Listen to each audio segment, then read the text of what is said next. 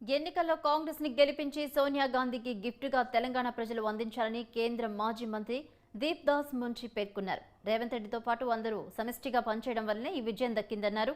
తెలంగాణను అభివృద్ధి చేయడమే కాంగ్రెస్ విజన్ అని దీప్ దివాస్ పేర్కొన్నారు. 6 గ్యారంటీల అమలు కష్టసాధ్యమైనప్పటికీ ఖచ్చితంగా అమలు చేస్తామని చెప్పారు.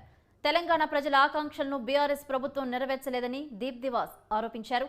తెలంగాణలో ఐటీ సెక్టార్ కీలకమని, దానిని మరింత ముందుకు తీసుకువెళ్లబోతున్నట్లు ఆమె తెలిపారు. తెలంగాణ యువత ఆశయాలను నెరవేరుస్తామన్నారు.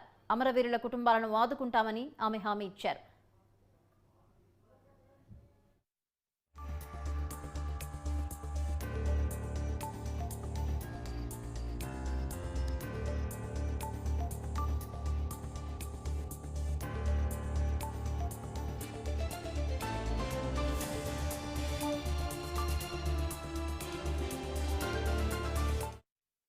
ఆరు గ్యారంటీలను ఖచ్చితంగా అమలు చేస్తామన్నారు. తెలంగాణ ప్రజలకు సెంటిమెంట్, ఎమోషన్స్ కూడా ఎక్కువని అభిప్రాయపడ్డారు.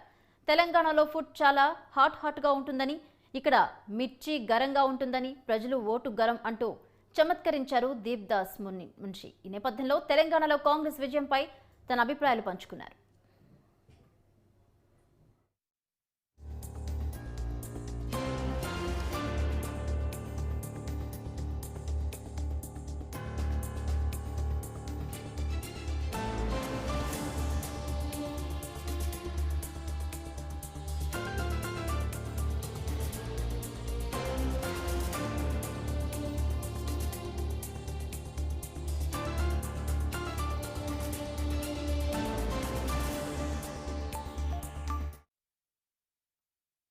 కాంగ్రెస్ విజన్ ఒక్కటే తెలంగాణను డెవలప్ చేస్తుందని కూడా చెప్పారు. అలాగే 6 గ్యారంటీలను ఖచ్చితంగా అమలు చేస్తామన్నారు. ఇదే అంశం మీద మరిన్ని అప్డేట్స్ మా చీఫ్ ఎడిటర్ గోపరాజ్ అందిస్తారు. Goparaju, over to you. తెలంగాణలో కాంగ్రెస్ పార్టీ అధికారంలోకి వచ్చింది. అధికారం రావడానికి మొత్తం రాష్ట్ర నాయకత్వం కాదు, కేంద్ర నాయకత్వం అంతా కూడాను ఎవరికి పనులు వాళ్ళు చేసుకోవడం, చాలా కృషి చేయడం వల్ల ఈ అధికారం వచ్చిందని చెప్పేసి అందరూ చెప్పుకుంటున్నారు. మనతో ప్రస్తుతం ఉన్నారు కేంద్ర మాజీ మంత్రి దీపాదాస్ మున్షి. దీపాజీ నమస్తే, congratulations first of all you. Thank you. कैसे लग रहा है ये तेलंगाना राज्य में इस साल सत्ता में आ गया 10 साल के बाद में? बहुत अच्छा लग रहा है, लेकिन बहुत उम्मीद भी है कांग्रेस से. ये जीत सिर्फ हमारे पार्टी की जीत नहीं है, ये जीत तेलंगाना के आम जनता की जीत है. और जनता जो 10 साल पहले एक सपना देखा था अलग स्टेट राज्य का, जो सोनिया गांधी जी ने दिए थे, उस सपना को साकार करने के लिए कांग्रेस अब प्रतिज्ञाबद्ध है. और किस ढंग से इसको किया जाए, क्योंकि कल मैडम भी आई थी और बहुत खुश थी. कम से कम हम लोग इस बार उनके जन्मदिन के पहले ही ये तो मुबारक के तौर पे सिर्फ नहीं, हम लोग ये करके दिखाए हैं कांग्रेस. सब लोग सोच रहे हैं मैडम का बर्थडे गिफ्ट का गिफ्ट है. बिल्कुल बिल्कुल, जन्मदिन के सबसे बड़ा गिफ्ट यही है. तेलंगाना उनके हाथ में उठा, हम लोग कांग्रेस के तरफ से सरकार बना पाए.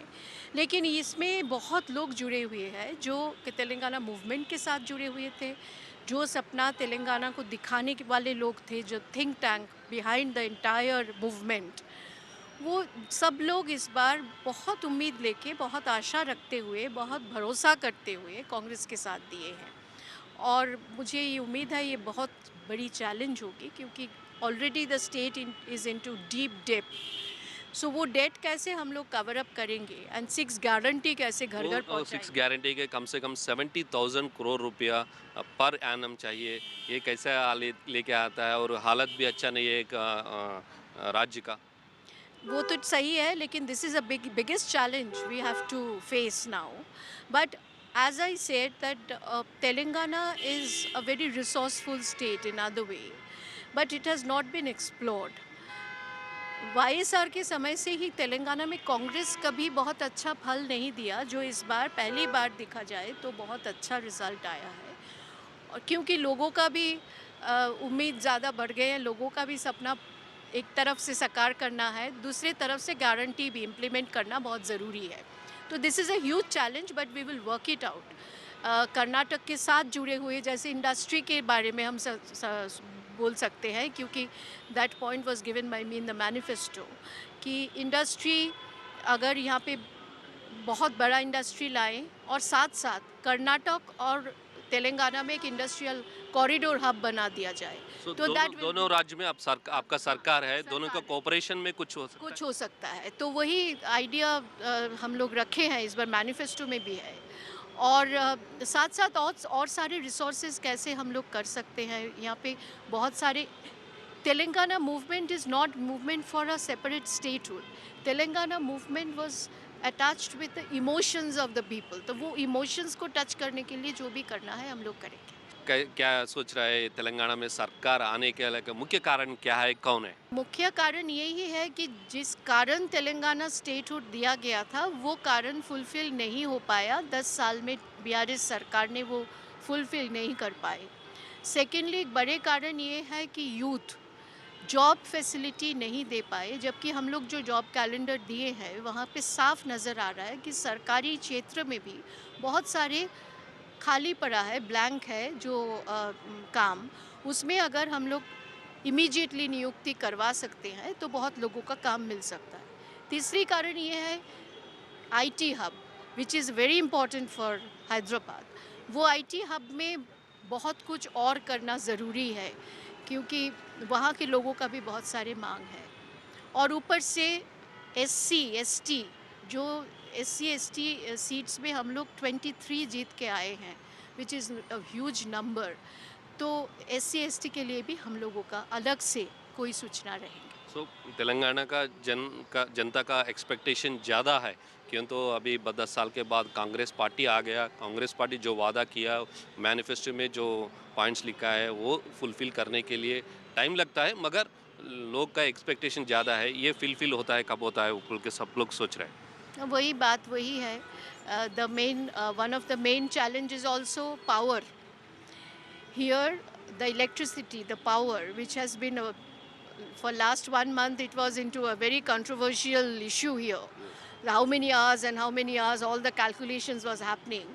But finally, we have to give focus on that power. Yesterday in the cabinet meeting also, it was one of the issues brought up. So yes, but youth, the future of the youth, future of the youth of Telangana, at the same time the dreams by the people who fought for Telangana, their dreams, the people, the martyrs of the families, how we can get how we can focus them. Then the future of Telangana, which is the most important thing, how we will focus on the vision of Congress for the future of Telangana. तो आप हिमाचल प्रदेश गया, उधर power में आ गया, और कर्नाटक में गया, उधर भी पावर में आ गया, इधर में भी राज्य में सत्ता आ गया। कैसे लग रहा है? आप इतना दिन से तेलंगाना को देख रहे हैं, इधर लीडर्स का भी देख रहे हैं, रेवंत रेड्डी के बारे में और उसका टीम के बारे में आप क्या बोलते हैं? देखिए, बहुत लोगों का ऐसे लग रहा था कि कोई रेवंत रेड्डी कांग्रेस में पहले थे नहीं, अलग पार्टी से वो आए हैं और आने के बाद प्रेसिडेंट बने हैं। मेंबरशिप बहुत किए थे, बहुत मेहनत किए हैं मेंबरशिप के लिए, चुनाव में भी बहुत मेहनत किए हैं।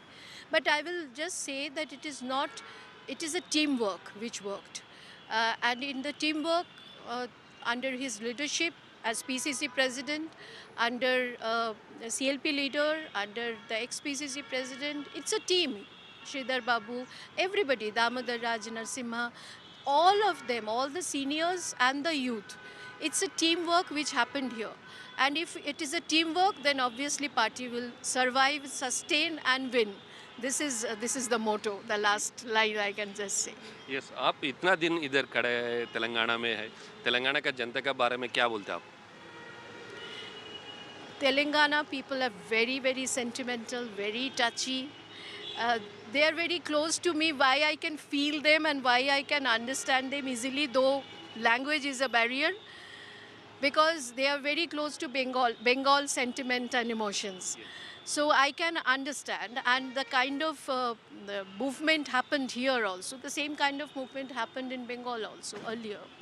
सो कहीं ना कहीं दोनों स्टेट का भावनाओं के साथ जुड़ना और जो अपना सेंटिमेंट इमोशन से जो मतलब एक तरफ से हम लोग सहमत भी है और एक तरफ से हम पुराना ट्रेडिशन और उसको ज़िंदा भी रखना चाहते हैं, कल्चर को ज़िंदा रखना चाहते हैं. And this is a very common thing. So that is how I connect with these people very much. So I like the people, but only thing I'm not very fond of Telangana food. It is so much of chili inside. It is itna mirchi hai, mirchi खा के तो मेरा हाल ही खराब हो गया. Not me. Whoever is come from AICC team, everybody is saying about the chili. We are very सो इतना गरम गरम है इसलिए अधिकार दिया. और एक तो भोट की गर्मा गर्मी, ऊपर से चिली के गर्मा गर्मी. सो इट वाज ऑल मतलब बहुत ही ज़्यादा. But yes, I love the people here. I love the way they work together. We had a team. So many of our colleagues came from Delhi, from AICC. Everybody works so hard here, and it's a common combination of state and AICC people who work together as a team. It's a result of that. It will continue on the parliament election also. Same. That I don't know, because AICC give us alag every time they issued. They sent us for different states. Like earlier I was in Himachal, then Karnataka, then here. So now where I don't know what next, but yes. Okay, thank you, all the best Deepaji. మొత్తం మీద కర్ణాటక తెలంగాణ రెండు రాష్ట్రాల్లో అధికారించింది. రెండు కూడా కలిసి ఒక పారిశ్రామిక విధానాన్ని నిర్మించి ఒక కారిడార్గా నిర్మించి తెలంగాణ ప్రజలు ఏదైతే కోరుకుంటున్నారో ఆ తెలంగాణ ప్రజలు కోరుకుంటుందని ఖచ్చితంగా రేవంత్ రెడ్డి ప్రభుత్వం ఫుల్ఫిల్ చేస్తుందని చెప్పి కేంద్ర మాజీ మంత్రి దీపాదాస్ మున్షి అంటున్నారు.